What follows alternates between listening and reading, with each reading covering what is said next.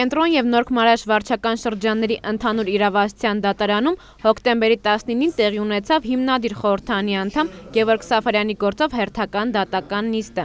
Նիստը սկզբում ընդմիջվեց դատավորի կարգադրությամբ։ Դատասենյակում ներկաներից մեկը պարզել էր ՀՀ պետական դրոշը։ Դատավորը հորդորեց չխախտել դատավարության կարգը և դրոշ պաստառներ չպարզել։ Խնդրում եմ չխախտել նիստի կարգը։ Դատական նիստը իր կարգը ունի, պետական դրոշն էլ դրված է դահլիճի։ Խնդրում եմ հիմա դուրս գաք նիստի դահլիճից, քանի որ կարգադրությունը չեք կատարում։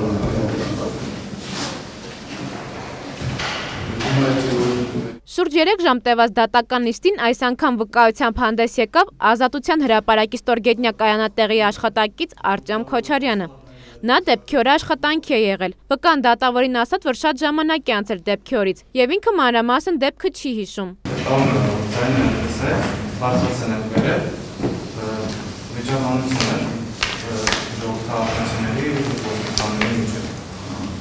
Երկար ժամանակ չեմ կարացել վերելատնան, որովհետև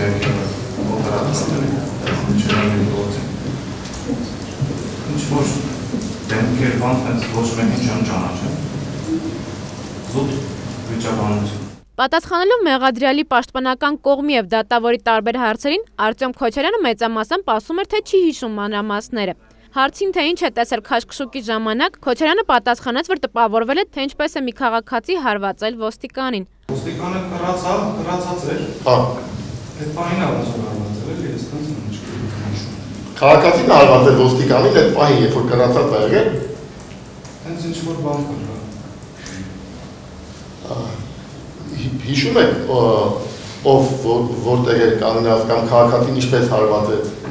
ոստիկանին։ Կոնկրետ հենց չեմ կարասում ինչպես հարված։ Պաշտպանական կողմը հայտարարեց, որ վկայի դատանում տված ցուցմունքները արժանահավատ չեն և հակասում են նախաքննության ընթացքում տրված իր ցուցմունքներին։ Կարգաշփոթ է, թե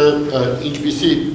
ցուցմունքներ տվեց դատարանում վկան եւ ինչպիսի նախաքննական ցուցմունքներ է տվել։ Օրինակ, նախաքննական ընթացքում ցուցմունք է տվել, որ ռիչ ակումբից են բարձրացել, այսինքն կենտրոնական այդ ռիչ ակումբի մոտի մուտքով են բարձրացել, կենտրոնական մուտքի մոտ։ Այստեղ մանրամասը նկարագրվել է, թե ինչպես տեսնում է, ինչպես է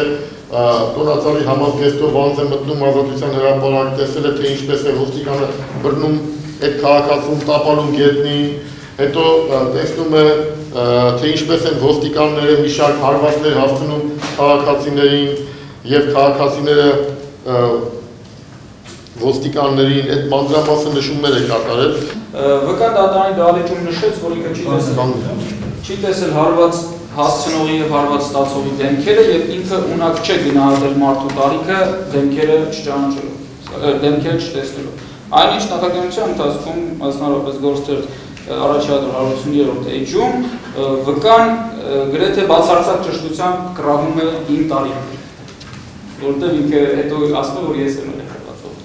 Պաշտպանական կողմը միջնորդություն ներկայացրեց, որպեսզի հրապարակվեն նախաքննության ընթացքում Քոչարյանի տրված ցուցմունքները, որոնք դատարանը բավարարեց։ Դրանցում Քոչարյանը մանրամասն ներկայացրել էր դեպքի մանրամասները։ Վկան պատճառաբանեց, որ ամիսներ առաջ հարված է ստացել գլխին և հիշողության հետ խնդիրներ ունի, այդ պատճառով չի հիշում մանրամասները։ Դատական հաջորդ նիստը նշանակվեց հոկտեմբերի 25-ին, որի ընթացքում կշարունակվի հաջորդ վկաների հարցաքննությունը։ Անի Գրիգորյան, Գևորգ Հարոյան, Civilnet։